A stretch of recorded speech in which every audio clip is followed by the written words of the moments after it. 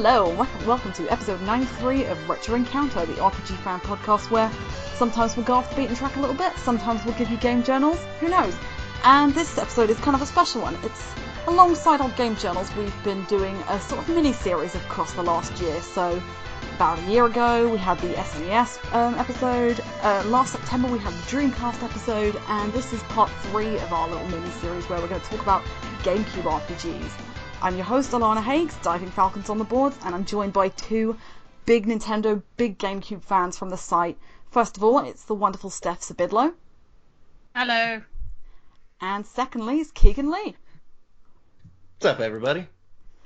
So, GameCube. So, released back in 2001, I believe. The GameCube is kind of, aside from the Wii U, Nintendo's kind of forgotten, underappreciated console, and against the PS2 and the Xbox, people tend to forget this tiny little purple box that you could carry around. It looks like an oversized lunchbox now when I look at it. I got it out of my drawer the other day and I was like, oh, it's really cute, and then I can take it to work and just pretend it's completely normal, but you can't. But the GameCube was genuinely a really, really good system all around for really good, strange Mario games. It was one of the consoles that kind of took a bit of a left wing on everything, so it's completely changed Metroid, it completely changed Mario, it made Smash Bros really good, it did something different with Mario Kart. But what people tend to forget is that it has a fairly solid library of RPGs. Not many, but it has a good selection of them. So I think what's really important about that is that because, like, you know, the Nintendo is such a safe family system, you find a lot of people who had their first RPGs like on that system and have a lot of good experiences and memories with it. Yeah, absolutely. You know, so like whenever Nintendo does an RPG, I mean, you get a lot of people, you know, flocking towards it because it's a lot of people's first system kind of thing. Definitely, and it's a bit of a hark as well because Nintendo was so good with RPGs. Like, they had Square on the palm of their hand through the late 80s and early 90s, and then as soon as the N64 hit, then the RPGs kind of died off of the system, and it was really sad to kind of see. And then, obviously, the GameCube... There's nothing quite like celebrating Quest 64 as, like, one of 3 RPGs on the N64. Best RPG on the N64? Oh. See? Sorry. Not even Pokemon Stadium, you know, but... Yeah. Quest 64 is the best one, or whatever it's called in Europe. It's not called Quest 64. It's like a top 3 out of 3. It's number 1, and it's still dreadful. Oh God. But no, the GameCube has a really, really good list of RPGs. So, I mean, Steph, let's start with you. What's your experience with the GameCube? I mean, I think you've said something that I can relate to at least a little bit, in that it's one of the first RPG systems that I had, or one of the first systems where I actually bought RPGs consciously. So, I mean, history with Nintendo in general, I guess, and then with the GameCube. I think it's one of those systems that, like, I didn't have that many games for it, but I put, like, at least 80 hours or more into everything I had on it. Like, even RPG-wise, like, you could get a lot of mileage out of that system, and there were some really, you know, top-shelf RPGs on that system. Yeah, really. Even Crystal Chronicles, as mixed bag as that was. We'll get into that, I guess. Hey now. Well, I mean, it symbolizes the revival of Square's and Nintendo's relationship, I suppose, and hey, we got some really good Final Fantasy games later on those Nintendo systems, so It's true. I think it's a good step. But yeah, we will dive into Crystal Chronicles. Keegan, how about you? What's your history with GameCube?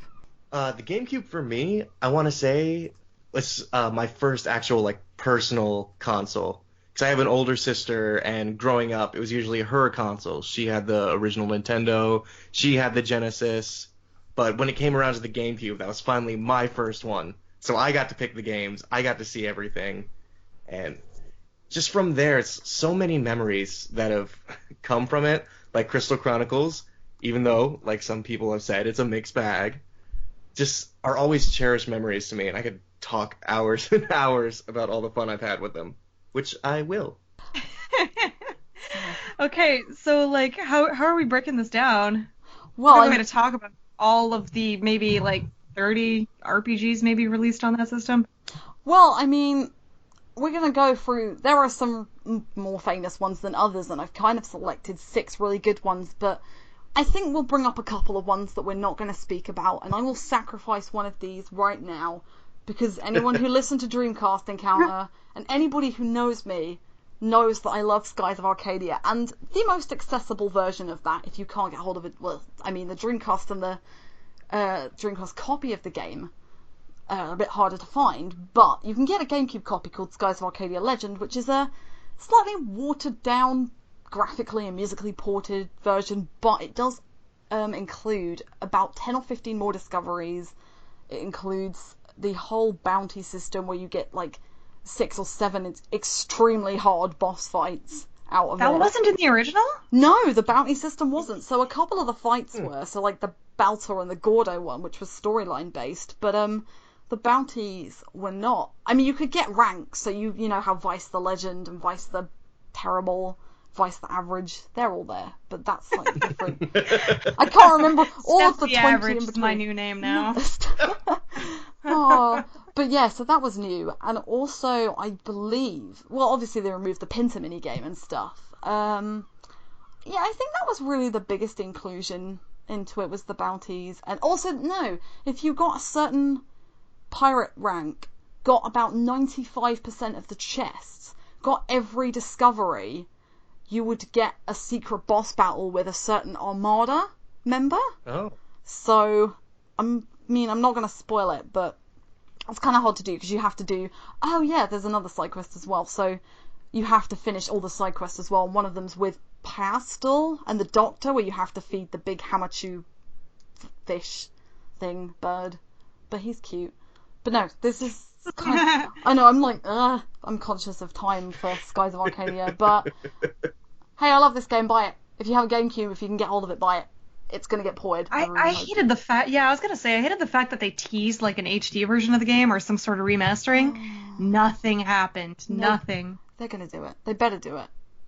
I like to think it's a matter of time, because I mean, seeing those two, Vice and Ica and Valkyrie Chronicles was just such a tease. Yeah. Like, oh, they look so big in bigger graphics. Oh, where are they? I did lose my mind a little bit. Oh.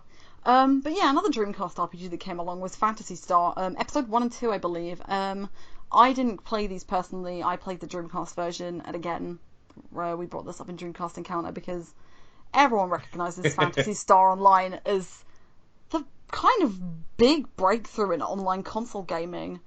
But without a doubt. Yeah. Didn't do it best, but it did it first, almost, you know? Rewatching some footage of it recently reminded me a little bit of Xenoblade's interface, slightly, like very distantly, but I can see a little bit. Yeah, but yes, a couple of other ones. Lost Kingdoms, which is a inferior card RPG to one we will be talking about, and its sequel. And Pokemon Colosseum, both XD and the original, which we may well come back to because we're big Pokemon fans here. We love Pokemon.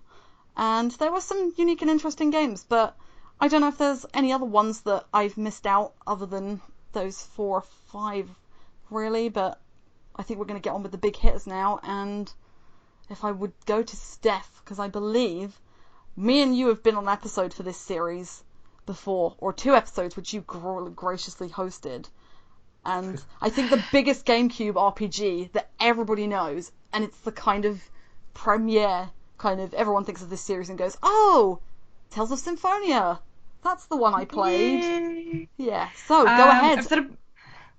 I've said it before and I said it again. In my, like, when Tales of Symphonia first came out, it was my favorite game, like, of all time at the time. It was definitely one of those big games that did it all. You know, had the side quests, had the big overarching story. It actually had really well-written characters. It was actually a lot of fun to, you know, listen to them banter. The skits were a lot of fun, and just in general, I thought this game had it all.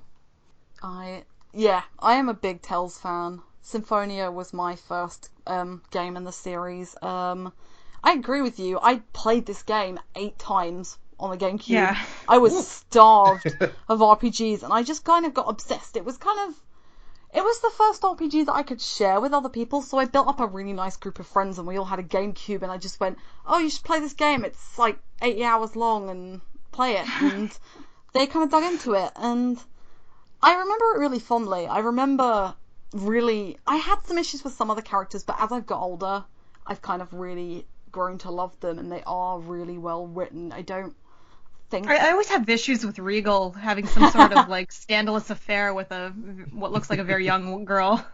It's really bizarre, isn't it? Especially when you find out the whole Alicia Presea thing, and it's like, oh no, Presea's actually older than Alicia, and you're just like, what?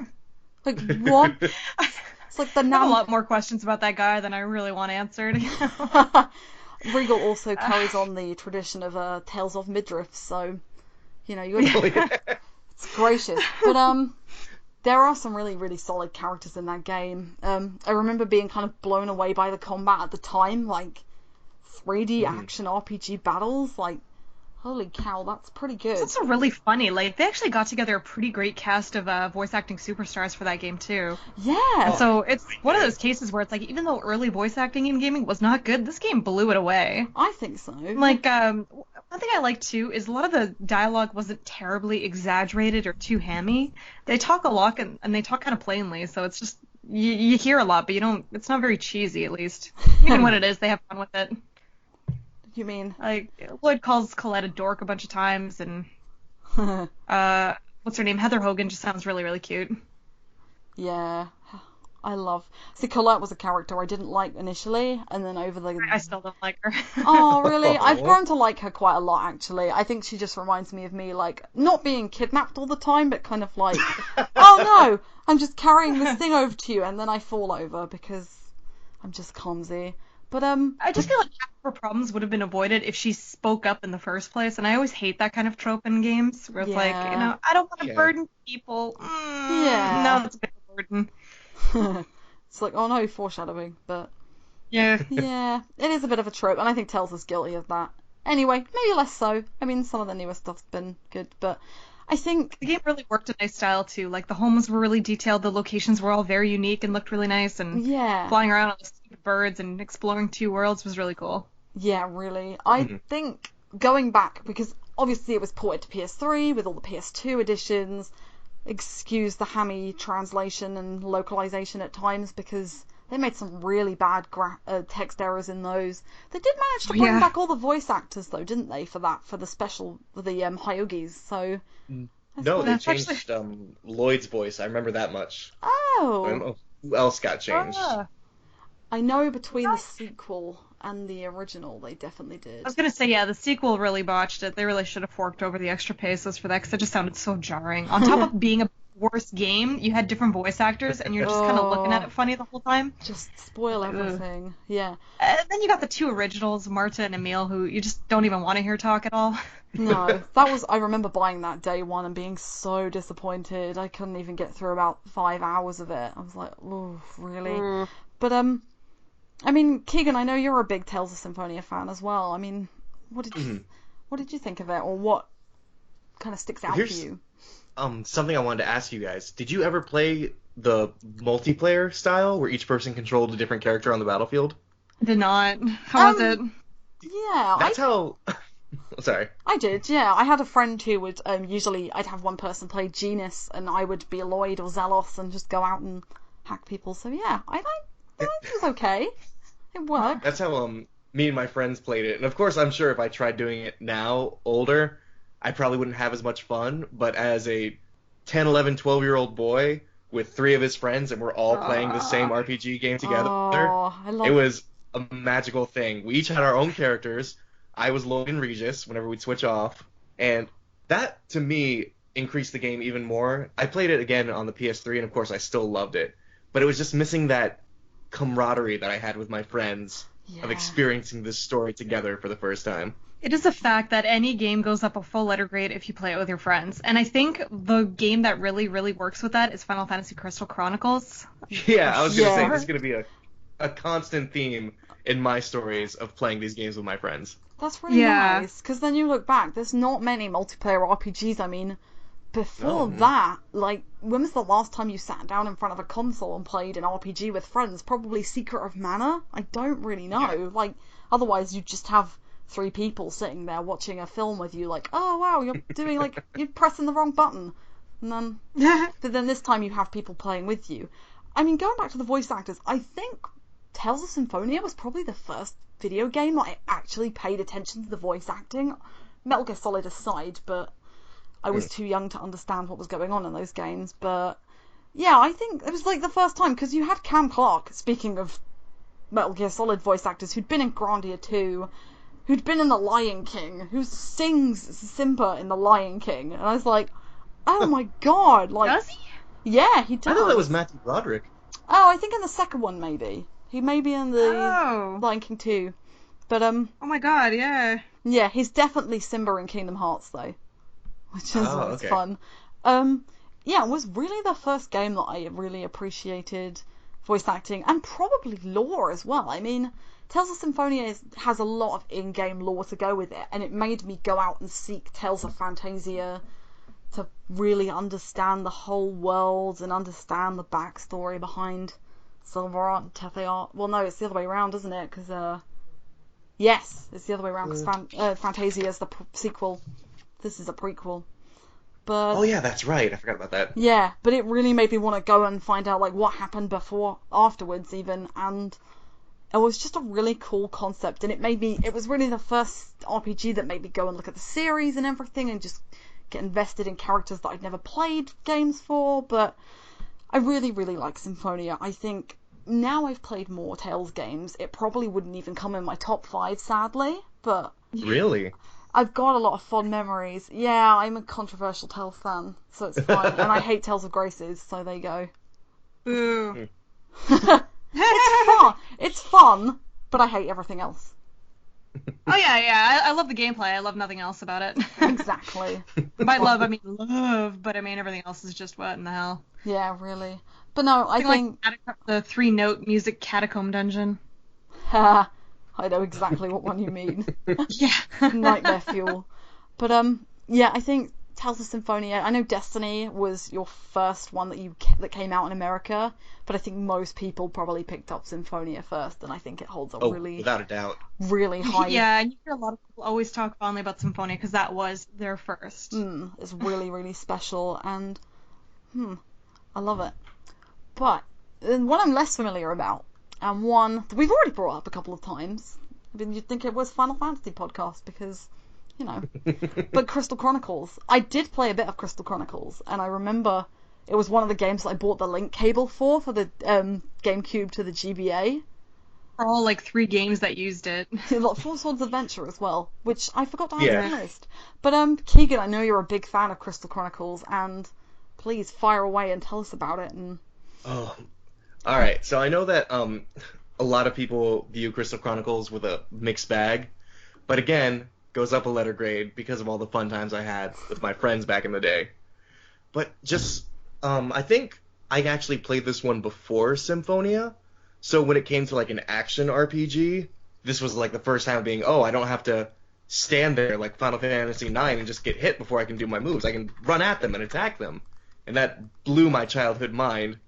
An RPG could also be actiony. it is really... Yeah, there are a Sorry. lot of action RPGs on the GameCube now that I think about it.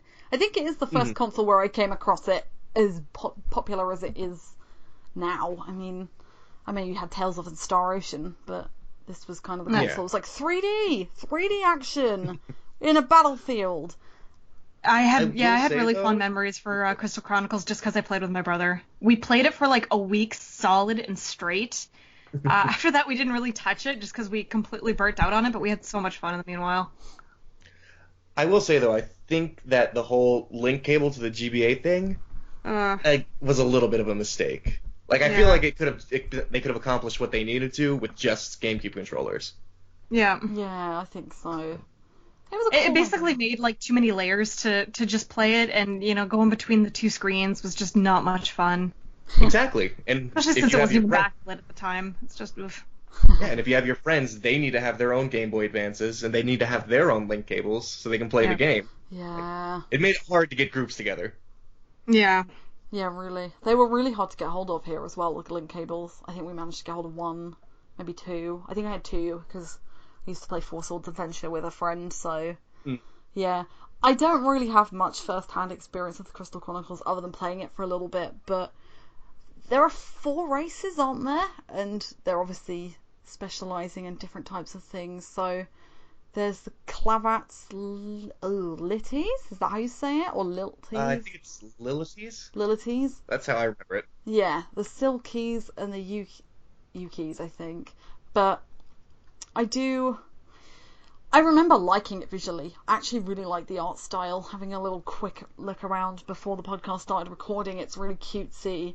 And I remember it being the big deal, like I said earlier. Like visually, the game is really, really nice. Like on an audio visual level, the game was absolutely stunning. The music was really, really good. The graphics, it had a really, kind of like how they did with Ivalice. I really like the kind of Crystal Chronicles world that they made.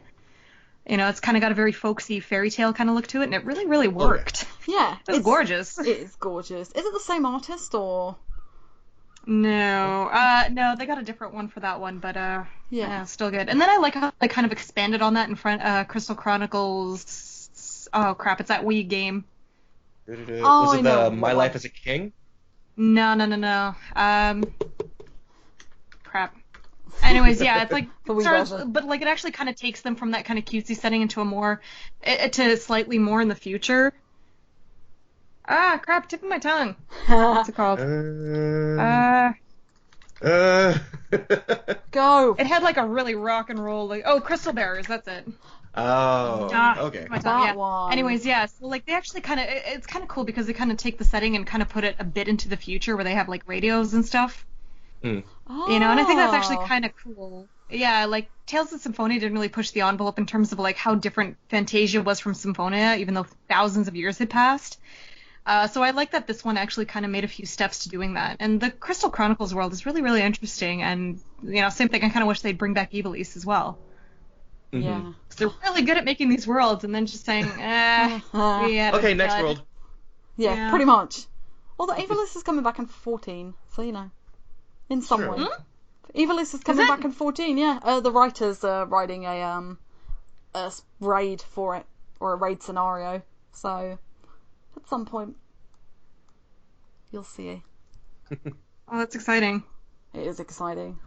But, yeah, I mean, it's had a couple of sequels, so it had the 2DS ones, didn't it? Or one DS one, and then it had the Wii one. Yeah, they kind of went in different areas from what I remembered. I didn't play them as religiously as I played the original. Basically, the whole Crystal Chronicle series is them experimenting, I feel. Yeah, like, pretty much, yeah. Because, yeah, the 2DS ones were both really weird, but also kind of cool. Mm. Like, the stories went to some weird places, and they're kind of like the hack 3D, but, you know, again, like, it's kind of cool that they experimented with the Crystal Chronicle series like they did. It's kind of a mixed bag, but, I mean, you appreciate it. Yeah. They even had the My Life as a King and Dark Lord, which were like the almost like strategy games. I never played those ones, but they were the WiiWare titles.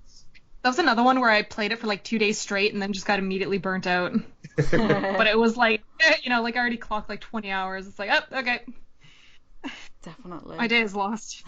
Oh, no, I'm sorry. I'm wrong. I'm looking it up right now. But it was actually a city building type of game mixed with RPG action. Oh.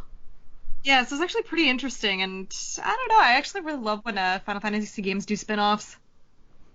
Yeah. Yeah. Need to find a way to play this sometime.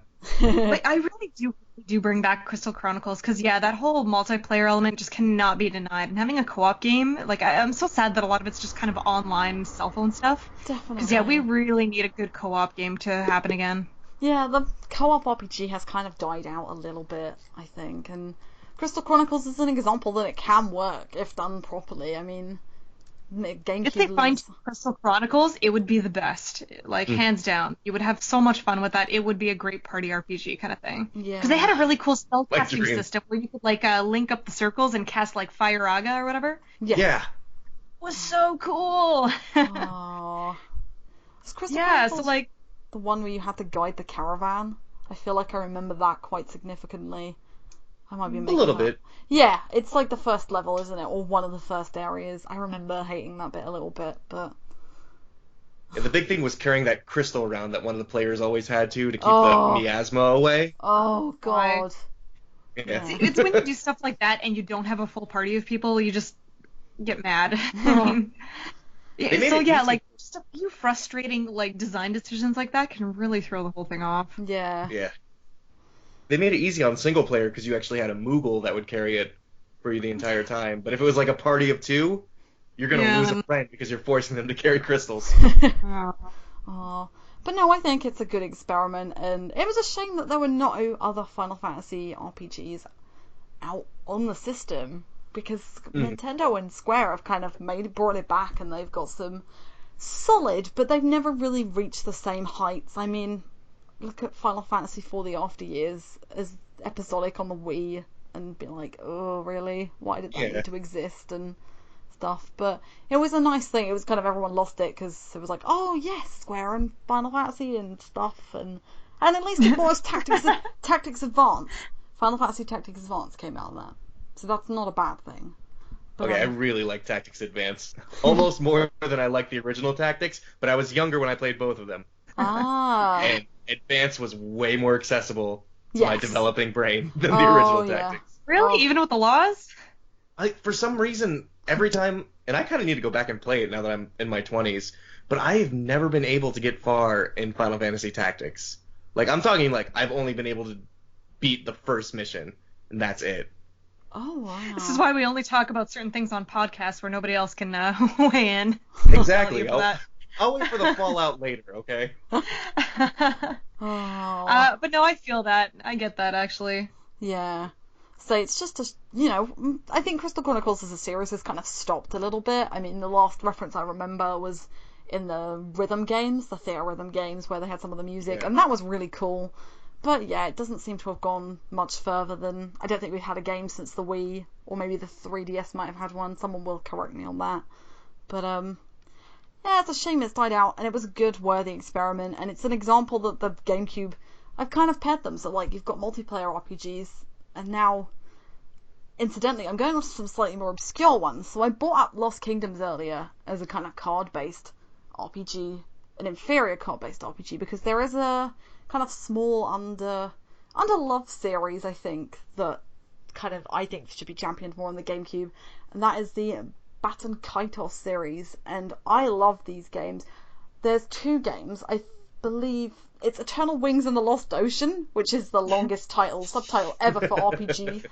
It's a lot of fluff, too. Like, it's a meaningless title. Yeah, really. Eternal Wings and the Whatever. Lost Ocean, and then you see the end You're of the already game. confusing people enough with the Baton Kaitos. Just don't add to it. And But then it sounds cool. it does sound Sure, cool. yeah. I remember seeing. But the voice acting is not, so. Oh, we will. The cheeseburger. Oh, Jesus. I mean, There's nothing like being a kid and even still thinking that stuff is cheesy. Like, oh my goodness, that was. I feel like kids don't have a high bar for that, but No, thank you, Baton Kaito. because I used to think, oh, it sounds raspy, but it's not that bad. And then I replayed it when I was like maybe 18 or 19, and then sort of went, oh boy, here we are. Oh. But at least the sequel improved on that, which is more simply titled Baton Kaitos Origins. But I think I'll dive in with the first game first, because I prefer the first game kind of slightly unpopularly, I think, because it's slightly slower. These games have a really, really cool story and really, really cool lore, and I really want to bring them to bring this series back, but unfortunately Monolith are off doing bigger, grander things, which I also love, so it's okay, I'll let them off for Xenoblade and stuff like that. But yeah, Baton Kaitos. Yeah, it's one of those cases where it's like, I'm so sad, I love Baton Kaito so much, but they're doing Xenoblade, what do I do? Just be happy the whole time. I can't have a happy medium, so, and I don't know whether I want Namco to just kind of go off with it, but yeah, they did Eternal Sonata as well, which was fairly cool. I like that. Well, that was Tri Crescendo more, but Tri Crescendo had a hand in on Baton Kaitos.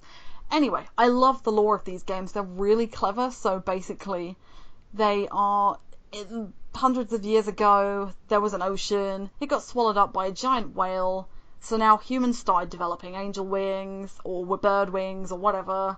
And Eternal Wings has you playing as Callus, who only has one wing, and he has a mechanical wing, which is like the coolest thing in the world. But as my like little preteen self was like, oh, I want that. I want to build one. I can't build. I feel like the wings. tech in his wing is way better than anything else in that game. Yeah, His wing is the only advanced thing in that game. it's way better than any of those Alphard ships or anything. But yeah, it was a really funky little card-based system. So it was turn-based, and you'd have like a deck of cards which would tell you to attack, heal. Certain characters would have magic, so you'd have corresponding weapons. So Callus would have sword cards. Gibari would have oars. There's a character who fights with an oar. So there's a winner there. And then you've got guns. Gibari was basically just like Waka 2.0. He was. He was cooler than Waka, to be fair, though. He's like the best dad in the world. Yeah, he was like awesome wannabe dad. I like him. And then there's Savina has fists, Liud has guns, and then you have Shella and Mizuti, who are both magic users. One of them specializes more in water, fire, and light, or water, wind, and light, and the other one specializes more in fire, Kronos, and dark. So it's actually a pretty balanced party, yeah. So they actually had fun with that, where like Liud used light and dark, yes. Sylvana used fire and water, which wasn't very helpful. No. There were not many like bosses. you're either doing a max amount of damage or very low amount of damage. And I love that they actually let you do like card damage based on straights and all that stuff. Yeah, so I was going to get into that. Was cool. It was awesome. So the cards had numbers. So they had one number each on each corner and one on the top, left, right, and bottom. Although some of them did. I think the further along the game you got, you'd be more likely to get better cards that had a better selection of numbers. And basically, you got bonus damage if you got 1, 2, 3, 4, 5, 6, 7, 8, 9 by the end of the game, and you get like, I don't know, double damage or something like that. And you also had finisher moves as well. So if you hit like 8 attacks and then a finisher move, and it was 1 to 9, I think it was called Eternal Sunrise or something, and then you got Eternal Sunset, which was the opposite. So if you went 9 to 1, but if you used corresponding elements, you got bonuses and things like that. And it was a bit slower than the sequel. So I can't quite remember the sequel's battle system as well. I think it was fairly chip similar. In there. Good, yeah, because I'm not as au fait with it. It didn't come out in Europe, so I had to import Origins and get a cheat code disc. But it was worth it. But one thing I will say about, I think I'll carry on with the original and then we'll jump into the sequel. But these games look amazing. Even now, the clouds, man. They are clouds. Some of the best art direction, along with I think Wind Waker. It's probably the best looking game on the GameCube, and the sequel. I think they look phenomenal, and I think for all of the kind of non-effort that went into the English voice acting, it's kind of made up. The Japanese voice acting's good, but they just look wonderful, and I love the art direction of these games, and I love how each of these island nations have got different themes. So you've got like the Diadem, which is like the really royal kind of watery based one, and then you've got I can't remember the name of the jungle one. Holla Holla or something. Holla Holla yeah. It's very Hawaiian either way, yeah. Yeah, definitely. And it's very nice tropical Hawaiian dungeon. You've got Mira, which is really weird. So there's a city based off of sweets. Anue, that's right. That's the tropical one. You've got Mira. Called it Anuenu for a while, so just more stupid RPG pronunciations. Let's go. Yeah. But Mira's my favourite place because it's kind of it's hidden. Wild, yeah. It's wild. So there's a sweet city, isn't there? They look like they had a lot of fun with that city. The cities in that one too. Love it. And then Alford, which is the militaristic place, and then you've got the place beneath the clouds. I cannot remember again what that place is called. It's on the poisonous. Yeah, where all the masked people live, and they're all really crazy. Like Mizuti's not crazy enough for you, like floating on a boat in the middle of the sky in the ocean. So it's fine. But I really rate the art direction, and I really rate the soundtrack, because we talked about Tales of Symphonia and we didn't mention the music. There's probably I've got a soft spot for Tales of Symphonia's soundtrack, but not because of the quality of it maybe, whereas Ban Kaitos and its sequel I think are some of Sakuraba's best soundtracks ever. They're right up there with Valkyrie Profile, Star Ocean 2. I'm a big fan of them. I think they're so good. I just remember they're so weird as well. So you've got I always tried singing the Mira song as best I could. That House of making Cards. Stupid whale noises. Yeah. Yeah. But it was so cool though. Like you don't really hear songs like that, and it really, really worked for Mira. No. So it's like one of these. A lot of the dramatic, or even like the Ice Palace, like it did like even dramatic tunes really, really well. Yeah. And the Anue theme is just so delightful and pleasant that I could just listen to that 500 times in a row. Yeah. And kind of do do a stupid dance and throw flower petals in the air. You do have some really... It's another good RPG soundtrack that's good at representing each nation, so you could listen to a track and tell you, oh, that's from this place, or this is from Inouye, and that's from there, and it's also got really good variation in terms of styles, so it's got some of the coolest... I think it's, again, some of Sakuraba's best guitar tracks. I love the boss music in this game, especially... And then you've got the really weird techno one that plays when you're fighting the Giacomo. The big bosses, Giacomo and Crazy Rabbit Chick, Ayame. Oh, that was... I have nightmares about those bosses. Especially the first one. You essentially had to work that kind of straight in the flush and all that stuff to actually beat them. Yeah. Without power leveling stupidly. Especially if you get locked in, because it's a dungeon you get locked into. Once you're in there, you can't leave, so... You can't, level up or anything like that, because that's the point. Leveling up in this game was weird. So you had to go to churches to level up. So a little bit like the churches in Dragon Quest, where you have to go and heal up. There were red flowers, which were save points, and then blue flowers, which were save points in churches. So you'd take all your experience points that you'd built up, and you'd go and talk to the priest, and he would level you up based on how many experience points you got. So... A lot more effort than you really had to wanted to go through. Yeah, definitely. I thought it was a really cool idea, but yeah, it's just a little kind of extra 2 or 3 steps. I don't need to do that. Did they take that out with the sequel? Or they did, and did they? And there was also they did take it out, and there was also, it needs to be mentioned, a dessert village. Yes. Wait, really? Yeah, yes. There was a dessert village. I think you actually ate your way out of a bad situation at one point. You eat yourself out of prison, don't you? Yeah. Yeah, literally. That sounds amazing. Gibori's just let's eat the walls, and Callus is yeah, why not? Sense of humor sometimes. All of the NPCs in the second game are, honest to God, on some scale of really goofy. Yeah. From not too goofy to absolutely, rolling around, literally rolling on the floor, being stupid. Definitely. I also really like the whole card thing, that you could actually use that as a puzzle adjunct. You could use clouds to kind of make a path or something like that, or get water to help a dehydrated NPC. So they actually mixed a lot of the card-based stuff, not only into attacks, but into some pretty cool game play gimmick. Yeah, so they were basically... So if you had food, it would rot, or you could combine it. So cool. It was so clever. So you could make rice wine, couldn't you, by fermented soybeans and something else, and it was really clever. And also they used it as really good plot devices, because obviously the 5 parts of the god are the cards, the Magnus, the 5 Magnus, and...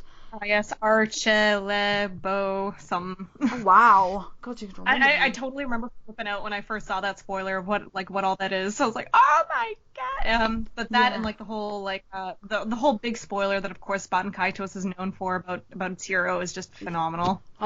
That's probably one of my favourite plot twists in any RPG forever, I believe. So yeah, for that it's really worth playing, and it's the kind of big slap in the face. It happens. Oh no, the game's continuing. What's going on here?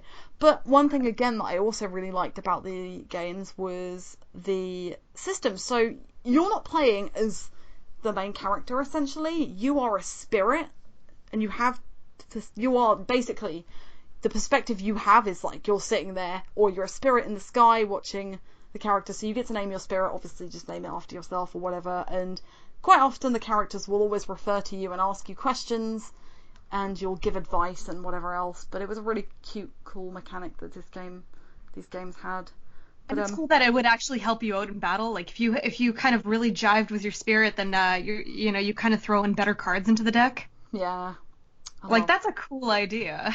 They threw some really good ideas at it, but I just think maybe for the first one in particular, I think the slower battle system, the really terrible dub, and also there was just some bits in it that just didn't click for a lot of people, and I think it undersold, which is why the sequel didn't come over here. One final thing about the first game before we jump into Origins is the really cool but slightly annoying side quest where you have to fill out the family tree. I believe there are characters who can die during the process of the story, aren't there, that you can't go back and fill in? I did not know that. Wow. I can't remember. Really? I don't know if I'm quite right, but I know they're basically, if you don't do it all as you're going, then you'll fail, because The game was really cute too. Like it had a whole bunch of like Namco references. So there was like a Golden Axe dungeon that the literally had you Tower of running around. Droga as Oh. well. That's it, yeah. Yes. So there was one of those, and you actually pick up like little 8-bit axes and all that kind of stuff, or you actually fight a Gnosis from Xenosaga, or you could age like a Cosmos card after like 200 or something stupid game hours. Like they threw in a lot of really cute Easter eggs. Yes, and Origins had a Pac-Man card that Yes. that actually 8 cards or something like that. It did. Yeah. Oh. That 8 cards beside it. Like it's pretty wild, the stuff, the amount of measures they went into that game. They had a lot of fun with it, you could tell. Definitely. Oh. But yeah, Origins. Origins is the more well-received game, and for being faster paced, better dubbed. The dub is miles better. You can tell they've invested. Oh, and you can- Gilo is so cool for that. Oh, do you know what? Gilo has got to be one of my. I don't like Origins as much as Eternal Wings. Maybe it's. I feel like I prefer the slightly slower battle system in this case. I also had a really bad experience with the penultimate boss fight. That boss took me over an hour, and I don't even know why. It was just long. I can't remember what it is. But Was it one of the ones with the main bad in that game, I think? Because it's really hard. Yeah, it's Whatever. insane. Yeah, it's just a pretty tough battle. Yeah, they had One pretty thing tough that's weird games. about that game too is like it was actually better to stay with a small deck. Like it's one of Yes. those games that like you'll level up and you can expand your deck, but honestly, it was actually way better to just keep a very tiny deck of maybe 30 cards or something like that. Yeah, you could have up to Yeah. 40, couldn't you, or 50 maybe in the. Yeah, and it just technically would not be actually better for you gameplay wise to keep that up. Yeah, definitely. Just sort of ironic. Yes, but Origins is an overall more polished experience, way faster, dub's way better, and as you said, Gilo is probably one of the best characters ever. I mean, it's dual gendered. It's a robot that has a male and a female voice. They speak at the same time. So cool. Steph probably The remembers effect really more. works out, and it kind of adds a kind of interesting ambiguity to like Gilo's feelings for Sagi, as kind of bizarre and nonsense as they are. Yeah, he's definitely. But it just kind of adds very strangeness to it. It's a definitely. And it sounds great. Like, I feel like the anger really comes out in the male voice a bit more, or, and just kind of the softer tones really come out with the female voice actress a bit more. Yeah, it works as well because I think blending their two voices together, you really get the sass off of Gilo all times. He is such a little teen. Let me eat this wench. Yeah. And just kind of real sassy, angry lines. Yeah, see, the main cast is a lot smaller for Origins, and it takes place 20 years prior to the events of Bat and Kaitos, so you basically get some answers as to where this ancient gods come from, why Alphard is such a terrible nation. So you start off as somebody who works for the Alphard Empire. He basically gets kicked out of the Alphard Empire, and the girl, what's her name? I've forgotten her name. Milliard, that's her name. So Millie will takes you off, and she wants to help you kind of uncover what's going on with Alphard and why they're basically going corrupt and everything. So it's a really cool.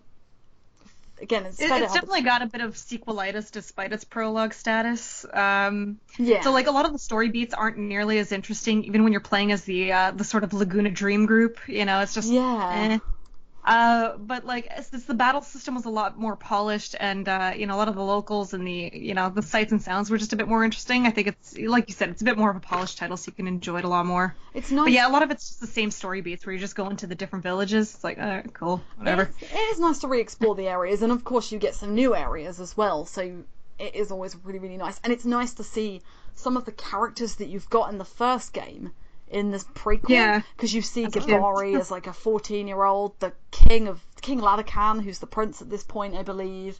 You get Giacomo, who you have to fight again, and you see Liud's Nan, don't you? I believe Nanny and the kids when they're really young, and it's all. You even run into like what might be like Callus as like before he was born, I guess.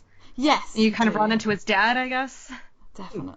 Yeah, it was really clever. It was really clever, and those dream sequences, I did not like them at all. Like they weren't as cool as the Laguna Dream. Sucked. The dungeons sucked. sucked. The dungeons were really obnoxious. I must say, actually, the dungeons aren't too bad in either games, but those ones are terrible. I think the only dungeon I remember disliking in the first was the the moving block one, which I have a history Oh, of what about the hating. cool fractured mirror dungeon? I love the Fractured Mirror Dungeon. That is Wasn't that awesome. cool? I loved that. But yeah, The game did really cool dungeons, like from gimmick, from gimmick to concept to execution. I yeah, think even I started to keep doting on the first game, but they had like a kind of not necessarily, it was like a first person perspective where it's like the camera kind of follows you, but not. yeah. I don't know how to and the explain it, but basically it always follows behind you, and you have to know the direction of where you're going based on that. The So maze it's not like it's a dungeons. top-down view. You just have to kind of read the map as if it's always coming at you from behind you. Yeah, that's the one underneath the Cloud Nation, isn't it? I remember getting really Yeah, you know what I'm frustrated by saying. that, and I just ended up drawing it out basically. But Yeah. yeah, the only dungeons I don't really remember liking are the tower. The tower of, do you remember the block tower where you have to press all the blocks and That one put them in? sucked, yeah. I hate that. I hate block tower dungeons anyway, and I hate moving platforms. And I don't like the one in the swamp either. Ugh, so slow. Oh. God, But- yeah, there are just a ton of like really interesting ones in that game, though. Yeah. Damn it, yeah. They're totally underloved games. They are really underappreciated, and don't know how The hard they are to music is get. good, the plot is good. It's definitely a really good game that I pray to God that they somehow find a way to port or something. It'd be Yeah. a great title to revisit. I agree. I definitely. It was so pretty too. I love pre-rendered backgrounds in general in games. I miss them a lot. I always Like if get the them- graphics couldn't be that good, at least you could make a really nice kind of matte painting of one. Oh. Yeah, because I remember Alphard was just all like shiny metal, and it was Gold. so brilliant. Yeah, basically everything looked like a giant tuba or something like that. It was just a big tuba city, and everything was gold and bright and brilliant. And yeah, from top to bottom, that game is just something to look at. I want to go play it now. So do I. My GameCube's sitting in my drawer right underneath me. I'm like, I'm gonna get it out and play it. But see, now you've reminded me that Liud's weapons weren't guns; they were tubes. They were different Yeah. types of trumpet, There were trumpets. which is amazing. I don't know if it really makes sense, and the game doesn't really care to explain it, but you're just kind of like, all right, Cool. let's do it. Yeah, Musical cool. weapons. Let's do it. But something else that's kind of obscure on the GameCube. This is another series that's been underloved, and it has had another game since the GameCube iteration. I think Keegan expressed some interest on our group chat the other day about this game. I got it confused with something else, but Custom Robo, I've not had any experience of playing. Please tell me about it because it looks really cool, and I feel like I should have played it. Oh yeah, it's a very fantastic game. One of my personal favorites from the GameCube generation. It's basically an action RPG where you play as a commander of a tiny little, I think it's like 32 centimeter tall robot.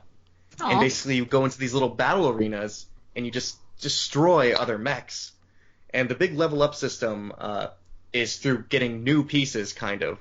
So it gives you an idea of like building a actual miniature model of like a Gundam or something like that. We're just constantly switching out pieces and weaponry. And they actually improve your little robot. Oh. Actually, sounds pretty great. Oh, it was so much fun. I And remember seeing it, I think. Is there a trophy in Smash Bros. For Custom Robo, possibly? Or I believe there is. I'm pretty sure, yeah. I remember the little, like, blue and red robot, which I think is the, like, mascot kind of Yeah. image on the front cover. I probably remember looking at it and going, it looks a little bit like not kiddie Transformers, but you know what I mean, like, super fun action, high octane kind of, oh, let's shoot things and that. But, apparently there's a chicken robot, which I've just seen. Am I right? I'd have to look back for that one specifically.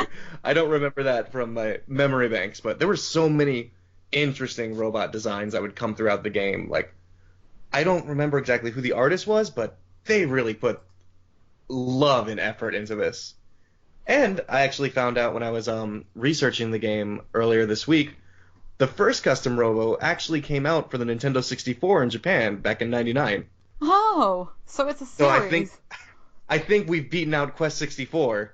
Yay! Hey, that's good. But yeah, it actually is a whole series, but over in the West, North America specifically, got the GameCube Custom Robo for the first time, and then worldwide there was a Custom Robo Arena for the DS, which Yes. is the first time and only time it showed up in Europe. Yeah, that's why I've heard of it, I think. That's why I missed it completely. Looking at the list, I think there's a GBA game as well, and also the second Custom Robo came out on Virtual Console, but again, I think it was only released in Japan. It was an Yeah, N64 one. a lot of it has really stayed overseas, which is very sad to me because this game is just so much fun. And I think, honestly, it might be a little too much actiony for people who are looking for a more traditional RPG. Because a lot of it really is you don't experience the game until you're running and shooting around in the arena. But I just feel such sadness. Even, too, looking back at the reviews, I'm like, of course, I expect that I have some rose-tinted glasses looking back on everything. But it just makes me sad, and I want to see more and more of it, especially as, I feel like in the 2000s we see a lot more customization coming into RPGs, Yeah. especially with Oh, Western yeah. RPGs. Like, it's become such a staple that I feel if Custom Robo made a comeback, I think it could really find a home on the Switch, It sounds like one of especially those games, like, whatever the Switch is, maybe they'll, like, release another version of it and surprise audiences everywhere or whatever. But yeah, I Exactly. totally think that game would totally fit, like, whatever they're doing right now. Maybe they can kind of Kid Icarus revive it. Exactly. I Yeah. mean, okay, if they can bring back Kid Icarus successfully, they can definitely bring back Custom Robo successfully. I guess. I would probably. Oh, sorry. No, it's okay. I guess in my head I'm relating it a little bit to Sin and Punishment and kind of the same kind of. It didn't get as much attention, and then they released, and Sin and Punishment eventually got a sequel on the Wii, which was cheesy, but it was good, and then they re-released it and that worked. If they can reboot, as you say, Kid Icarus, and if they can reboot Sin and Punishment, Custom Robo would fit in because mech RPGs have not always been amazingly big. I mean, the Xeno series is probably the only one that's really consistently hit high with mech RPGs, but Custom Robo looks like a lot of fun, and I think, like you said, the ability to customize, you'd have online play, you'd have things like... Oh, without a doubt. Yeah, it would be something that would be really good, and again, because Europe didn't get it, it's another title that I've kind of missed out on, sadly. But yes, I But really... Oh, sorry. No, Like go. I had mentioned before, Custom Robo was another one that you could also play with friends, but it had a more FPS style multiplayer to it. But to acquire new stuff for the multiplayer itself, you would have to play through the game, which I found a nice incentive for younger players like I was, who enjoyed more action than story. I thought that was a cool thing that I don't see a lot of in RPGs, where the multiplayer section is not completely separate, but requires you completing more and more of the story before you can enjoy it. Oh! Yeah, That's really like, clever. That's really it's- good, actually. It's very basic at the start of it. Like, I think there's only 4 different mechs, and there's not a lot of customization, only a couple of arenas. But as you continue on, it unlocks more and more, and that's where like the meat of the game is right there. Oh, wow. Oh man, this episode's giving me a lot of flashbacks to my childhood, and I'm Good. really enjoying it. That's what it's here for. The Custom Robo is something I like doing these episodes because they introduce me to things that I've never heard of, and Custom Robo is... I've heard of it, but I've never gone like, what's that game? Like, I've never known about the GameCube one. I've probably heard of the N64 and the DS ones, but... Yeah. No, that's the joy of Smash Bros. Is that it gave me that, like it gave me Exactly. Fire Emblem. So that's something else I forgot to mention at the beginning of the episode, actually, the Fire Emblem GameCube game, which I don't think many of us have experience with, sadly, because I'm not the biggest Fire Emblem fan. But this was the first console entry, I think, since the SNES era. So everyone raves about it, and I've been told quite faithfully by Mike Solosi that Ike is the most overpowered lord in the whole of the series, and I can believe that, playing him in Smash Bros. Brawl. Yeah. He's pretty hench, just like his huge It's sword. like a tank. He's like a tank. I love that. But yeah, that just reminded me of that, because there's another series that they brought back on the GameCube. It's just successfully. But, yeah. So I'm going to take Helm again with where these two are kind of paired up. I've just unintentionally paired these together. So these two next games, one is definitely an RPG, one is definitely a Zelda game. But, So we're going to Are talk you sure about that? I'm pretty sure about that. So these are the two big hitters of Nintendo. So if you think of Nintendo, you think of Mario and you think of Zelda. So back in 1996, nobody thought Mario and RPGs would work, and the SNES misproved everybody that RPGs and Mario does work, and the N64 further cemented that with Paper Mario. I didn't experience Paper Mario on the N64 when it first came out, but I did get to experience The Thousand Year Door, which is the GameCube sequel, and I believe one of our highest rated editor's choices on I think it's the only editor's choice we have on the GameCube, actually, which is quite an achievement. I think nice, lovely John Tucker reviewed that for us, and he's a big Paper Mario fan. But I never played Super Mario RPG, never came out in Europe. Look at this, everyone's like, oh, not again. It's like every episode I like to bring that up. This game didn't come out here at this time. So and Paper Mario was really hard to get hold of. It came out right at the end of the N64's lifespan, and even a couple of years afterwards, box copies were going for £200 and things like that, so I didn't get to try that out until the Virtual Console re-release, so The Thousand Year Door was my first experience, and oh my god, what an experience. How fun. How funny. That game was laugh out loud funny. Oh, Yeah, it was beautiful. Had me in stitches. I mean, absolutely brilliant. I had played Superstar Saga beforehand, and I loved that, and it was hilariously brilliant. But, oh my god, Paper Mario is just kind of worlds away, because it's so much more clever. It's traditional Mario in an RPG on the GBA, whereas you're a paper-thin piece of Mario walking around a town where, there's Koopas who are blatantly getting drunk and things like that, and it's I don't know, Paper Mario is a wonderfully gleeful game. Yeah, it has those surprisingly dark moments where you, if you look at it hard enough, you're like, wait, this is kind of weird to see in a Mario game. Yeah. The noose in the first town, there's just there's nobody hanging in it, of course, but just the implication that in the Mario world, executions happen. It's like, oh god. Yeah. Oh. But no, it's I was genuinely surprised. I think, again, actually, I'd forgotten about it, along with the Zelda, Wind Waker, and Bat & Kaitos. I think Paper Mario is one of the best looking games on the GameCube, because it's just so bright and colourful and pretty to look at, and it's like in a picture book story. And exactly.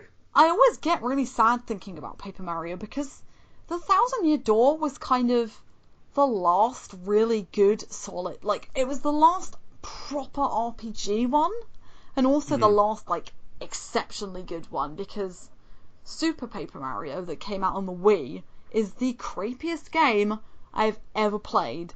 It's also really? It's so creepy. Have you ever played Super Paper Mario? No, I played it. It's been a while, but I've never thought of it necessarily as super creepy, so I'm curious. I mean, what makes that for you? So I'm going to mix it up a little bit with the Wii game. So the River Twigs, for example, where you're swimming, there are hands grabbing up at you. That bit freaks me out. And also there's this little girl. Is it Mimi? Mimi, the one who turns into a spider. So her head so there's this girl, and her head turns upside down, and she suddenly sprouts spider legs out of the bottom of her head where her neck should be. I'm slowly realizing that I think I've repressed memories of Super Paper Mario. Yeah. Because when you started, I was like, that's not that creepy, and I'm like, oh. Remember that bit? No, that's creepy. Yeah, but anyway, Paper Mario is, I think he's just going on. It's a pretty simple story. He's gone to Rogueport to save Princess Peach, get the stars, blah blah blah. It's hard. I remember some of the boss battles in this game being quite hard. The Shadow Queen, which is one of the last bosses of the game, is ridiculous. I don't think I ever beat it. I think I just YouTubed the ending a couple of years later and was like, oh yay. But I don't remember too much about this game because it's 13 years old and I haven't played it since it first came out. I remember the quirky little travelling partners you get, and my favourite two, you got a woman genie who was like a cloud. She was really purple, had really big earrings. Mm-hmm. And then, okay, so there's three. Then there's a level that I really specifically remember, which I think is a wrestling or Colosseum level where you have to do loads of fights. And in it you get a Yoshi egg. And the Yoshi egg has got a little mohawk. And he's so cute and so angry. That's Yoshi. He's so cute, but he just wants to kill everybody. I'm like, please don't. He's adorable. I can't ride him though. Oh, you do ride him, don't you? So each party member gets a special ability that you can use on the field. And so, like, the previous woman, who I've forgotten her name, she can, like, blow gusts of wind to blow things out of the way. And Yoshi, you can ride around a little bit and just, I think you can go up steeper hills or something like that.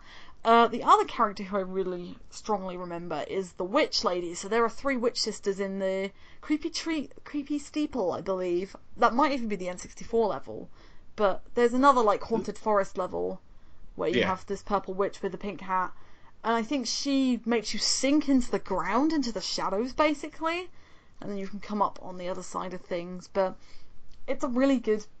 The prequel and the sequel are really, really good examples of how to do really different RPGs. And, like, Mario works as an RPG. Mm-hmm. It's been proven a million times. I think the Superstar Saga, as well, has kind of slipped a little bit. So I think...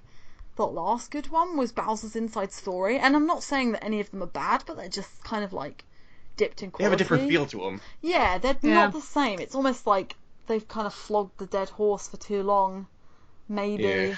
But yeah, like the Paper Mario games that have come out after the Thousand Year Door have not been as high quality as Super Paper Mario 64 and the Thousand Year Door, because Super Paper Mario, Sticker Star, which I never touched, and then what was the other one? Color Splash? Color Those are Splash. most people. Yeah, they took some extra gimmicks that weren't necessarily needed. I mean, it's a piece of paper. He's a piece of paper walking around. There's a gimmick there in itself, kind of. And yeah, I remember having a lot of fun with it. It was good. Oh, wasn't there a DS or 3DS Mario RPG where Paper Mario actually joins like the Superstar Saga Mario and Luigi? Oh, yes, there is.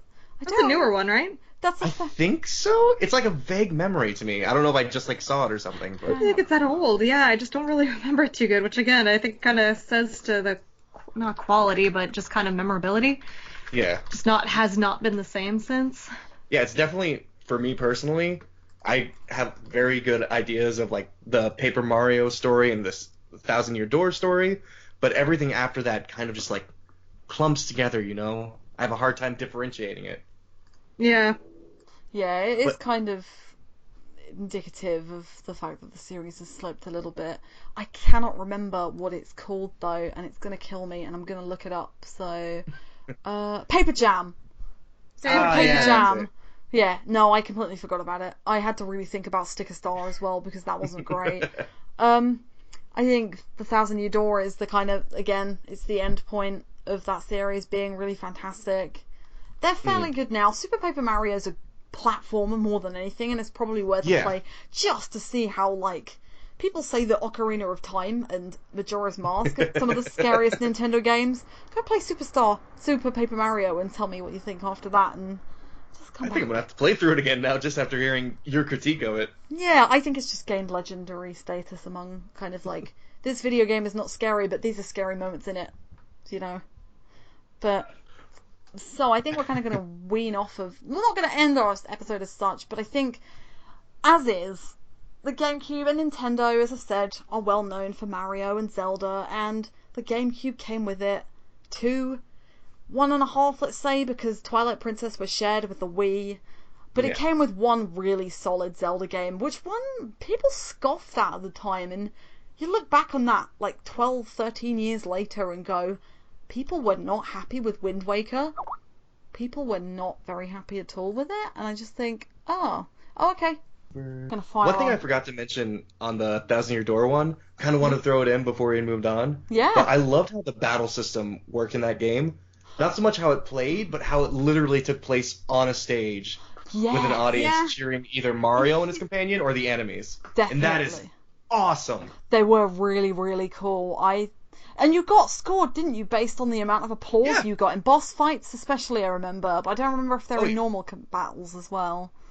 I'm not sure about the score, but I know there was always an audience watching you, even in normal combat. Yeah. That could help or hinder you, depending on how much they liked you. Yeah, definitely. Because there were some boss fights where you deliberately didn't have a crowd, and you would be left to fail. I think maybe the Colosseum ones might have been an example. Oh, I definitely need to replay this game. Definitely. By the way, it was Madame Fleury who was the genie woman, and That's Vivian. right. I had to look it up. Vivian, that's the one. Yes, I do remember them. And there was a bomb, I think. The bomb captain. Yeah.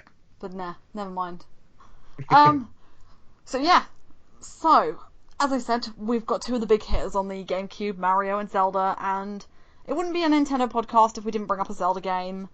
But say Twilight, there's two really good Zelda games on the GameCube. There's Twilight Princess. Even though we're still really torn about whether or not to include them, and with the debate never ever ends. But let's do it anyways. Yes. Well, I mean, at least annoy one viewer who's just like, Zelda. Just like, it's not an RPG. No, we know. But yeah, actually, I say two. There were three. So Twilight Princess was shared with the Wii. And Four Swords Adventure, which I keep bringing up a few times, which is another link cable game. If you played Four Swords on the GBA, it was fairly similar to that. In that you controlled four different Zelda links, and then you carried them around doing tasks and things like that. It was like a Link to the Past, but like 4 people playing at once, which was always good. But I think the one that I want to focus on the most about, and I feel like Steph is a big fan of this. I love the style of this, and I can't believe, like, looking back at it, that in the 13 years that passed, like, when Wind Waker hit, everyone was so skeptical about it. They just looked at it and were like, "Oh, cartoons, ew, gross." And it's just like, really? Such a shame, yeah. But it is, like, without a doubt, it is because of that style, it's aged so well. Absolutely. Like, you'd have to look at the Wii U remaster. They've barely tweaked anything, and that game looks phenomenal. Even the original GameCube title looks phenomenal, really, compared to, like I said earlier, back in Chaos. And I added Paper Mario into the mix as well as GameCube games that look amazing. So I have not played Wind Waker. I have made it quite clear on previous podcasts, I am not the biggest Zelda fan. I really struggle with this series. Actually, I tried to do one dungeon in Wind Waker, which was the fortress, and I hate it. I really hate the first dungeon. To be fair, honestly, that game has probably the worst set of dungeons, and I think most people unanimously agree about that. It's not that they're bad, they're just very boring, or at worst, like the Forsaken Dungeon, just tedious. Yeah, do you think it's a comparison to the overworld? Because Overworld... Well, like, one thing that's pretty cool about the Forsaken Fortress is when you visit it the second time, and you can just clean up shop, like, because you have your sword and you have a full arsenal. So that's really, really cool. It just sucks that your first technical dungeon is a stealth mission for half of it, and it's really boring. I hate it. It was a way bad way to start things. No, definitely. Even with the introduction of everything, that dungeon was terrible. I hate sneaking missions so much in my Zelda games. Like, the only Zelda game I finished on the GameCube was Four Swords Adventures, because the 3D Zelda curse plus Alana, I think, is the answer to that. I just can't. I really, really want to give Wind Waker another go now, so I mean, you probably don't need to sell it to me too much, but sell it to me. You have the Wii U one? Or do you have a Wii U? I won't be owning a Wii U when this podcast goes out. Oh. But I still own a GameCube. I say it's still pretty worth it. It's definitely worth it because I think the spectacle will take you through the entire thing. It's a beautiful experience, and it's a pretty well told story. Exploring can be pretty fun. That said, I have a lot of fun gaming not sober, so I mean, I think a lot of my fun comes from that. Yeah. You can edit that out if you want. But I'll leave that up to Mike. That's definitely not my choice. I think from what I know, it's a really solid title, and just the look of it all, and it's still a lot of fun. You get your wacky onslaught of Zelda, Motley Crue characters. The lore is very interesting, and when it starts hitting some of the more serious beats, it does get interesting. It's also relatively easy, so I mean, if you do want to play it, it's not like you're gonna have a very frustrating time. Yeah, I think that's one thing I've heard about the dungeons. As much as the Forsaken Fortress is sneaking, and I hate that. I've heard unanimously that they're kind of okay dungeons. They're not amazing. If you look at best Zelda dungeons in the world, you'll always get like a couple of the Twilight Princess ones, one of the Skyward Sword ones, Ocarina of Time dungeons, Majora's Mask. You won't ever see any Wind Waker ones, maybe one, if we're going to try and do one per game, but I think, obviously, the art style is what really stands out for me. Even though I wasn't a big Zelda fan, I remember looking at my copy of, like, Nintendo Magazine and looking at Wind Waker and just going, it's gorgeous. Because at the time, I think it hit around the same time Beautiful Joe came out, which was also really cel-shaded and gorgeous, and it was just comparing the two, and people were like, ew, no, to Zelda, and then like, oh, Beautiful Joe's amazing. And it was like, what are you missing? Like, what's the difference? Like, I think... Well, I think, I'm not sure if it was E3 or if this was back in the day of Space World, but I remember there was like a tech demo on the GameCube showing off like, you know, a real gritty Legend of Zelda, you know, Link fighting Ganon. yeah, People were like, we want that. Yeah. And then they saw Wind Waker and they're like, that's not what we want. Well, it was, to be fair, it's probably, I mean, prospectively, I feel like Wind Waker is much more liked now than Twilight Princess, really. Oh, without a doubt. Without a doubt, I think. I would say so. And I picked up Twilight Princess for the Wii. I didn't have it for the GameCube because I thought, I'm going to try and get into Zelda again. And I got halfway through Twilight Princess and just gave up because I was like, really? I don't know what it was. I don't know whether it's the total opposite of Wind Waker, which is like all bright and shiny and colourful and everything, but Twilight Princess was more grey. It had some cool dungeons. It had a cool boss fight in the form of that snake one, like where you skateboard across the wall pretty much on a cog. Oh, yeah. Skelos? Yeah, that one was really cool. Amazing. But nothing else really, like, it was just kind of like Ocarina of Time 10 years later kind of thing, but... Whereas Wind Waker has done something really different in sticking you in the Red Lion, making you compass. I definitely think Twilight Princess is a bit of a stronger title, but I know not many people agree with that. But Wind Waker definitely has the way more unique identity. Yeah, Oh, yeah. I think so. But I like the difference. So some Zelda titles kind of get criticised for having a kind of, you know, oh no, Princess Zelda is kidnapped. Oh, Princess Zelda is normal. Princess Zelda is a pirate. How does that sound? Like... Yeah, but then they botched that up right away. They did straight away. Yeah. She gets kidnapped. But she's the cutest looking Zelda.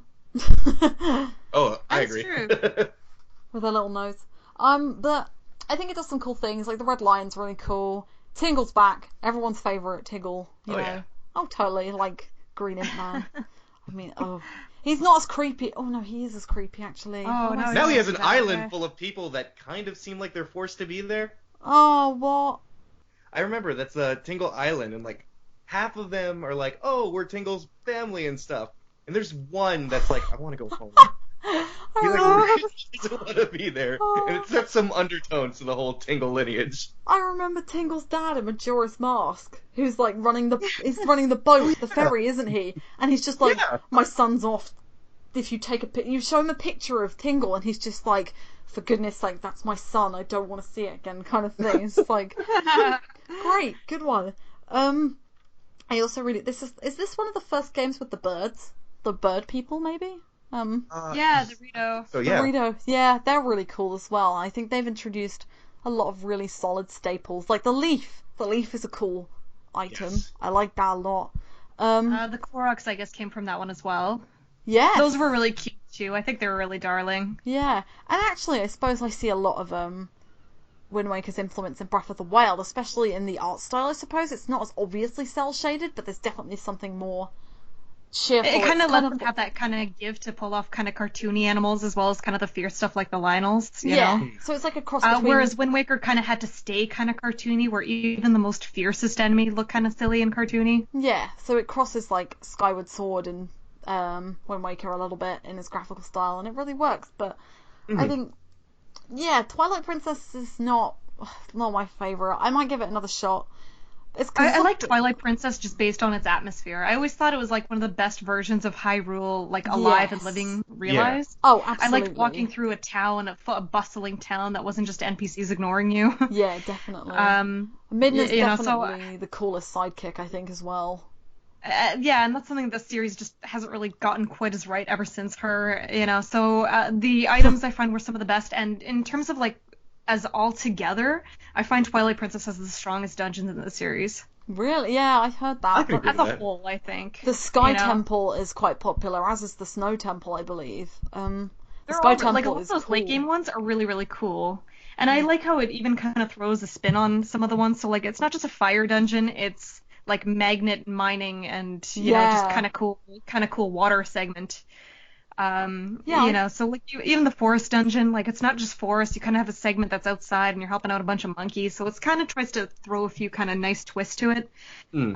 It's not just a sand temple. It's a prison meets, like using your dog senses to find ghosts. Like it's kind of a Yeah. nice kind of spin on things. Yeah. So overall, I think it had the strongest set of dungeons in the series. No, I'd agree with that, I think. Having played half of it. And also on the theme of items, dual hook shots. That's Yes. dual hook shots. Do you need anything else? Why have they not brought that back again? Too powerful. I wish they Just would can't see it actually again. do that. Where Like is bring it? back some of the good ideas. Bring back masks for just one more go, maybe. Where Bring is it in back Breath dual of the hook shots. Wild? Bring back the spinner. That's Yeah, where fine. is Breath of the Wild? Where is my hook shot? You don't get one, do you? Nope, it's all straight climbing. Ah, never mind. I think it says something too that we see so much of the cartoon version of Link in other forms of media too. Like he's made constant appearances in Smash Bros. Since Brawl, I think. Yeah, Yes. like he's a constant updating character. He made his own little branch in the Zelda timeline. With Yeah. the names are disappearing. The Phantom Phantom Train, Hourglass and Phantom the Hourglass. Spirit Tracks. Spirit Tracks. Combine them together. Sorry Yeah. about that. No, and then they kind of did like a crossover, didn't they? So they did like a kind of Four Swords adventure game cross with the style of Minish Oh, Cap's yeah, got a similar art Triforce style Heroes. as well. Yeah, which is probably the worst Zelda game since 2. I know that's not saying much. Really? It wasn't as well received, I believe. I have it, but I've never had the chance to play it, so now I'm curious. I think it's a lot of fun, and I think it's something you probably should play multiplayer, from what I've heard. But I think it's just kind of like the kind of look, it's a 3DS game, kind of like how Final Fantasy Explorers jumped in with the Monster Hunter thing. This game is Yeah. kind of like play with your friends. But I do really like the fact that he's got a separate branch, Toon Link. I think there was code, wasn't there, in Brawl or the Wii U version for Smash Bros. Of a Toon Zelda?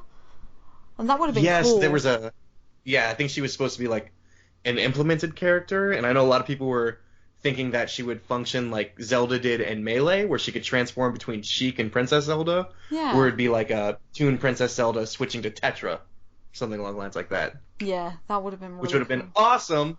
Oh, But hey ho. Never mind. nope, let's get Dark Pit in here. Ugh, sorry, I've got a lot of Yeah. I've got a lot Oh. of Smash Bros feelings. Don't. That's another podcast for another site, sadly. But no, I think Zelda's an appropriate way to cap off the GameCube RPGs because, well, GameCube games the RPG fan cover just so I can cover my back and not get flamed by anybody. Because the GameCube is a really solid console. As I said at the beginning, they're fairly cheap to pick up. Some of the games are a little bit more expensive than others, but you can get hold of some other ones other ways. So if you've got a PS3, you can get Tales of Symphonia. And you can also get like older versions of Paper Mario on the Wii or Wii U, I believe, if you want to play the original. Wind Waker and Twilight Princess are on the Wii U and the Wii respective. No, they're both on the Wii U now, aren't they? They've both been remastered. I think Yeah, Twilight Princess HD and Wind Waker HD. Yeah, well then you can pick them both up on the Wii U. And obviously, I mean, Fire Emblem, imagine we could get another console Fire Emblem game next year, so we'd Yeah. love to hear about that, definitely. But I would say, if anybody has any other RPGs that we've missed, which we probably will have done, then please let us know. I guess closing down, what RPG would you like to see brought back from the GameCube? Keegan. I mean, I wonder what you were going to say from suggesting earlier. Well, of course, I would love to see a brand new Crystal Chronicles, personally, but this is my chance to say we need a GameCube Virtual Console. Especially if they're not going to do it on the Switch, I don't know when they're going to do it, you know? Like, there's so much, even if you don't look at RPGs, there's so many good games on the GameCube, and price-wise, like, for example, Fire Emblem Path of Radiance, currently on Amazon, is running for $230. Wow. Oh Yeah. my god. So you could charge me $60 on the Switch for a version of that, and I will buy it gladly. Jeez, yeah. They're really rare. I think I remember Yeah. seeing a copy of Skies for like £100, and I was like, I'm so glad I bought it for 25. So glad. I would pay 100, but that's out of the question, you know, like it's not. But I think GameCube Virtual Console is a big thing, and if it comes on the Switch, I will be so happy because there are some things that I've missed out from, like Custom Robo, and Yep. you know, I'd love to pick up some other things. Steph, is there anything you'd like to see brought back from the GameCube, or? I would love, I don't know, just in general, I'm a big fan of remakes, especially graphical ones. I'd love to see Tales of Symphonia like brought back from the dead and just fully 3D and redone and remade to look gorgeous. Or Skies, or Baten Kaitos, or Final Fantasy Crystal Crown. Honestly, I don't care. Any of these games could come back. I would be stupidly excited to see them come back. Yeah. It could be anything. Oh. Yeah. I mean, you took the words right out of my mouth, because obviously everybody knows that I want Skies ported. I want the Dreamcast version of Skies ported with the GameCube editions. Yeah. That's what I want. Anything. But really and truly, and I'm hoping this will come up in something that we're discussing among the staff, a potential feature idea. Please don't kill me if it ever happens, boss. Oh lord. I think there's a thing we've got on the pipeline where we want to see like Dream sequels or Dream prequels. Yes. I think a third Baten Kaitos game would not go amiss because that world is awesome. So I've said it about Shadow Hearts, like a fourth Shadow Hearts would be great. A third Baten Kaitos would be great. As Monolith should move on to it after Xenoblade 2. Let them finish Xenoblade 2 because I really want that game as well, but Baten Kaitos is definitely where I'm going. But I really miss the GameCube. Is kind of the end thing. I miss the tiny little discs. I miss the tiny memory sticks. I miss my Wavebird controller. Yes, like the best wireless controller. Absolutely. Never been better. Those batteries lasted for years. I was like, oh. But syncing them together was always ridiculous because you had to like match the numbers up on the bottom and sometimes it changed. But no, I really miss the GameCube. I'm glad I said before we started podcasting, I don't think Steph was here, the GameCube is the only game console that came out in the last 15 years, other than the newer stuff, that I've not ever had to rebuy. I've never had to rebuy it. So I have the very first GameCube that I bought in 2001. It is a durable system. Yeah, I've played like the hell out of that thing. Yeah, I even had to buy a second copy of Tales of Symphonia because I played it so much. I scratched the first disc so much. But no, I do miss the games, and say GameCube Virtual Console would be excellent. I would love to see that happen. I would love to see some of the RPGs come back. So hopefully with the Fire Emblem console Switch game that's coming out next year, we might see some more IPs come back. Obviously Breath of the Wild is doing phenomenally well for the Switch. We covered it very gratefully. And yeah, I mean, obviously the standard series are doing really well, but we'd like to see some of the more obscures. How about another Tales game? A Tales game on the Switch would be great. Come on. Oh, yeah. Tales game would be... Yeah, sorry, Switch Tales game would be amazing. Yeah. But no, that is kind of it with our reminiscing with the GameCube. I love it a lot. It was my first RPG system, really solidly. And just kind of, like, I've just got really fond memories of all the games on there. So I think thanks to both of you for joining, and thanks for everybody for listening. Next week, we have a very special Pokemon episode coming up for you. So please look forward to that. I will be on there, and I'm sure there will be many a temper flying or many an argument going around as we debate, as we are famous for doing on this podcast. Healthy debates, of course. I mean, I won the best Final Fantasy one, so, you know. And then, currently in our game journals, we have Earthbound, which is one of my personal favourite RPGs of all time. That might have just finished, I believe. But throughout August, we're doing something a little bit different. So, we haven't played any Western games for a while. We kind of thought, let's go with something a bit different. So August's game is Grim Fandango, which I'm also on. So you'll be hearing a lot of me. I'm also hosting those episodes, so please shoot us an email. Shoot me an email over if you've got any questions about that. We're having a lot of fun with that. But in general, if you want to speak to any of us, talk to us, you want to give us suggestions for podcast episodes, we're always open for it. You can email us at retro@rpgfan.com. We love to hear from you. And also, we've got our forums on rpgfan.com where you can voice your thoughts, just come and talk to us, just come and say hi. We love to hear things from everybody. And obviously, we're always gracious if you listen on iTunes, Google Play, any kind of various podcast listening, very news. Please leave us some feedback. 5 stars would be wonderful, but we love comments anyway. So no, that's really it. I guess in terms of getting hold of us individually, if people like advertising, Keegan, where can we find you on social media? Well, you guys can find me on the forums. I'm Fozzie Bear over there. You can also find me on Twitter. Hey now. No, I love that. I remember when you joined, I was like Fozzie Bear, and then your Lucio avatar. I was just like, I'm gonna like this person. I'm like, yep. Well, yeah, you can find me on the boards there. I'm also on Twitter as KLeeBrand, so feel free to stop by, say hi. I always love to talk about video games, board games, whatever. Ooh. Steph, where can we find you? I am on Twitter. You can find me at Dice, DICESNS. Yeah, talk to me, add me, say hi. And you're on the Twitter as well, or the Facebook, or both. Everywhere. Cool. That's fine. Social media maven. And yeah. Oh yeah, that's right. I'm your social media person. So if you guys ever get the line, I do that too. That's important. And you had a smashing time at E3, which I'm so jealous about. But hey. Yeah, same. Great. Yeah. Yeah. So you can find me on the boards at Diving Falcons. I don't really comment there very much, but give me reason to, because I do like talking to people. On Twitter, you can find me on @Alana Hagues. I will probably be tweeting about my frustrations about everything. I'm just usually a grumpy person. I'm quite positive as well. Do you know what? Just come and talk to me. But no, thank you very much for listening, dear listeners. And next week is a Pokemon episode. Grim Fandango's coming up. You've probably heard Earthbound. Continue listening to Retro Encounter and all of our wonderful podcasts. And I will hopefully speak to you all soon. Bye-bye. Yeah.